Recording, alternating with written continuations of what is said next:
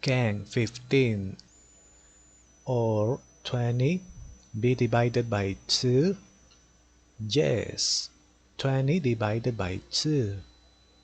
15 cannot be divided by 2, therefore equal.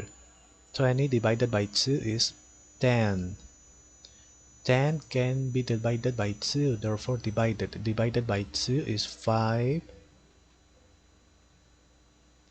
Here cannot be divided by 2. 3. Yes, 15 can be divided by 3. Divided by 3 is 5. 5 cannot be divided by 3, therefore equal. 5 cannot be divided by 3. Can be divided by 5. Yes, divided by 5 is 1. Divided by 5 is 1. 1, 1. Okay. Finish it. Therefore, here 2, 1, 2. 2 times. Multiply. 3, 1 time. Exponent is 1. Therefore, equal.